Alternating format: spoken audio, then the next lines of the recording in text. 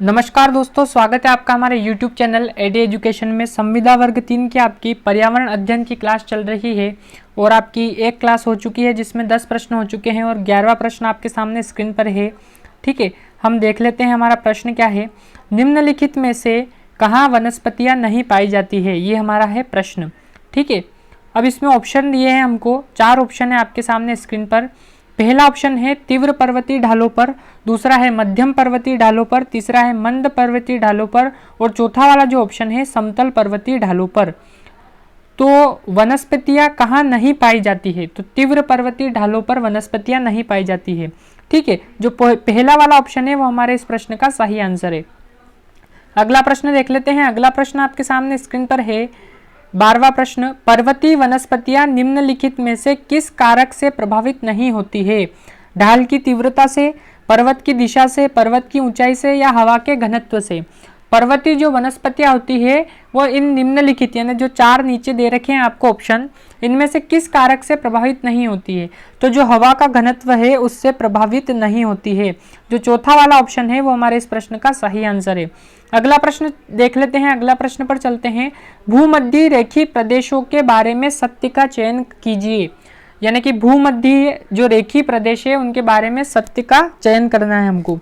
पहला ऑप्शन, यहाँ पूरे वर्ष प्रतिदिन वर्षा होती है।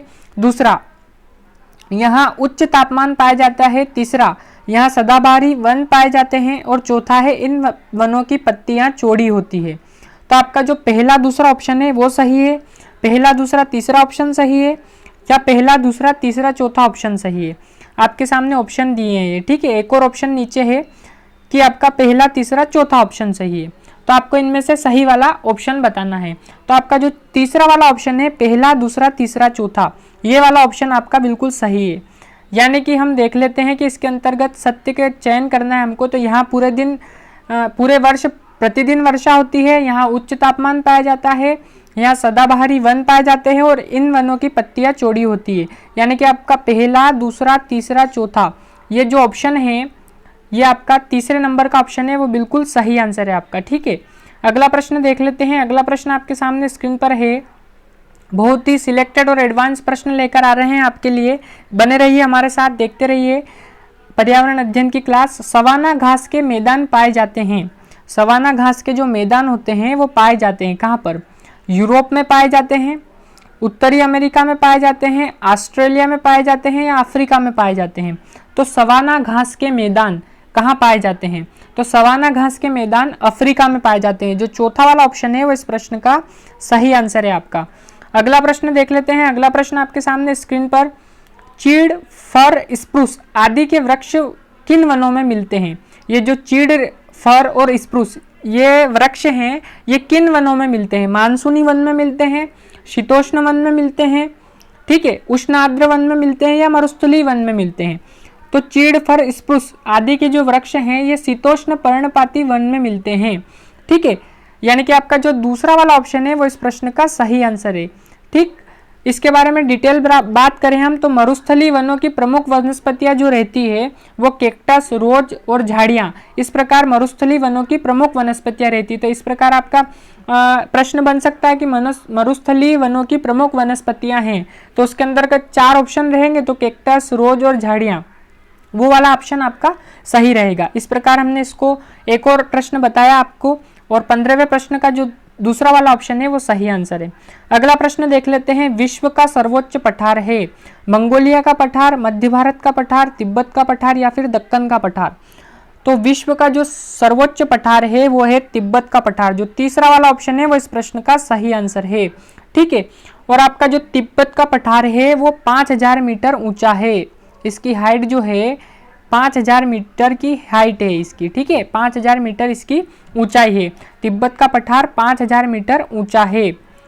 ठीक है, और विश्व का सर्वोच्च पठार है तिब्बत का पठार। अगला प्रश्न देख लेते हैं। अगला प्रश्न आपके सामने स्क्रीन पर, पठार की विशेषताएं होती है।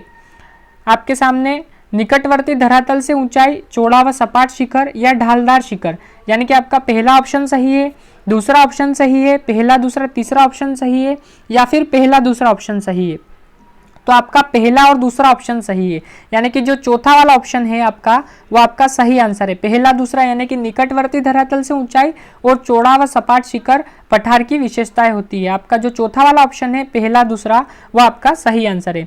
अगला प्रश्न देख लेते हैं। अगला प्रश्न आपके सामने स्क्रीन पर है, मैदानों के संबंध में निम्नलिखित में से क्या सत्य नहीं है। ठीक है, ये समुद्र तल से अधिकतम 500 मीटर तक ऊंचे निम्न भूभाग होते हैं, इनका ढाल सामान्यतः मंद होता है, ये मानव सभ्यता के जनक है, या फिर ये सघन वन क्षेत्र हैं। ये आपके सामने ऑप्शन दे रखे हैं। ठीक है, तो आपको इसका सही आंसर बताना है इन चारों ऑप्शन में से। तो ये सघन वन के क्षेत्र हैं। ठीक है, जो चौथा वाला ऑप्शन है वो आपका सही आंसर है। मैदानों के संबंध में ये वाला जो ऑप्शन है वो सत्य नहीं है कि ये सघन वन क्षेत्र हैं। तो जो सत्य नहीं है वो पूछा था हमसे, तो हमारा जो चौथा वाला ऑप्शन है वो सत्य नहीं है, तो वही हमारा सही आंसर होगा। अगला प्रश्न देख लेते हैं। अगला प्रश्न बहुत ही शानदार है आपके सामने स्क्रीन पर। प्रेरिज व सवाना उदाहरण है घास के मैदानों के, सदाबहारी वनों के, मरुस्थलों के या पठारों के। तो प्रेरिज व सवाना उदाहरण है घास के मैदानों के। जो घास के मैदान है उनके उदाहरण है प्रेरिज व सवाना। जो आपका पहला वाला ऑप्शन है वो इस प्रश्न का सही आंसर है।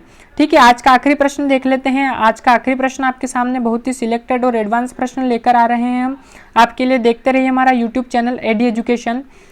उत्तरी गोलार्ध में सूर्य का प्रकाश कम लंबी अवधि के लिए प्राप्त होता है, जब सूर्य दक्षिणायन हो, जब सूर्य उत्तरायण हो, जब सूर्य मकर रेखा के सामने हो, या जब सूर्य मकर राशि में प्रवेश करे। ये चार ऑप्शन दिए आपको। तो उत्तरी गोलार्ध में सूर्य का प्रकाश कब लंबी अवधि के लिए प्राप्त होता है, तो जब सूर्य उत्तरायण हो तब उत्तरी गोलार्ध में सूर्य का प्रकाश लंबी अवधि के लिए प्राप्त होता है। यानी कि आपका जो दूसरा वाला ऑप्शन है वो इस प्रश्न का सही आंसर है। ये हमारा आज का आखिरी प्रश्न था। ठीक है, अगली क्लास आपकी परसों होगी इसकी पर्यावरण अध्ययन की। कल आपकी क्लास बाल विकास एवं शिक्षा शास्त्र यानी कि चाइल्ड डेवलपमेंट एंड पेडागोगी की होगी। ठीक है, उसमें भी आपके लगभग 180 प्रश्न हो चुके हैं। उसकी फ्री पीडीएफ और पर्यावरण अध्ययन की फ्री पीडीएफ आप प्राप्त कर सकते हैं। इसकी फ्री पीडीएफ अभी आपको नीचे डिस्क्रिप्शन में एक लिंक दी है, वो हमारे टेलीग्राम चैनल की है। वहाँ से आप हमारा टेलीग्राम चैनल ज्वाइन करके और वहाँ से इसकी फ्री पीडीएफ प्राप्त कर सकते हैं। और चाइल्ड डेवलपमेंट एंड पेडागोगी की पीडीएफ भी वहीं पर हमने अपलोड कर दी है, वहाँ से आप देख सकते हैं। बिल्कुल फ्री वीडियो है आपके लिए और फ्री पीडीएफ भी हम आपके लिए उपलब्ध करा रहे हैं। देखते रहिए हमारा YouTube channel AD Education. Video को अधिक से अधिक शेयर करें, लाइक करें और हमारे चैनल को सब्सक्राइब करें। धन्यवाद।